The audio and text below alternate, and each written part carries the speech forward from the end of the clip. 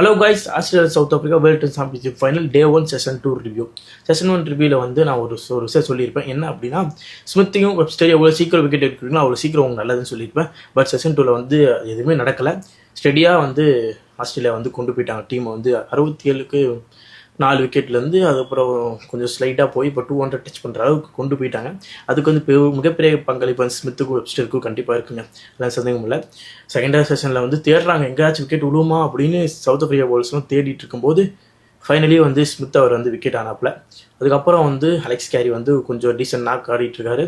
இப்போ 190க்கு 5 wicket. Session 1ல் வந்து 67க்கு 4. செஷன் 2 முடியும் போது ஒரே ஒரு விக்கெட் தான் போயிருக்கு. 190 ரன் வந்து அடிச்சிருக்காங்க. ரொம்பவே பாசிட்டிவான சைன் வந்து ஆஸ்திரேலியாவுக்கு தான். செகண்ட் செஷன் முடியும் போது 67க்கு 4 வந்து செம கம்பேக் கொடுத்துருக்காங்கன்னு சொல்லுவோம்.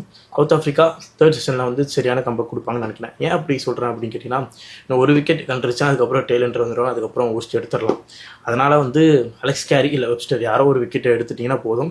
முக்கியமான விக்கெட் வந்து வெப்ஸ்டருங்க. வெப்ஸ்டர் விக்கெட் மட்டும் எடுத்துட்டாங்கன்னா டக்குன்னு சுருண்டலாம். அலெக்ஸ் கேரி வந்து அவர் சுற்றி அவுட் ஆயிரு வராது, ஒன்றும் பிரச்சனை கிடையாது. வெப்ஸ்டர் தான் ஸ்டெடியாக நின்று ஒரு பிளேயர். அதனால் வெப்ஸ்டர் விக்கெட் எவ்வளோ சீக்கிரம் எடுக்கிறாங்களோ அவ்வளோ சீக்கிரம் சவுத் ஆஃப்ரிக்காவுக்கு நல்லதுன்னு சொல்லுவேன். இப்போதைக்கு ஃபஸ்ட்டு செஷன் முழுக்க south Africa control, second session முழுக்க ஆஸ்திரேலியா கண்ட்ரோல். இப்போ வந்து பேலன்ஸ்டாக தான் போயிட்டுருக்கு, 50-50. எங்கேயுமே வந்து ஒன் சைடாக போல.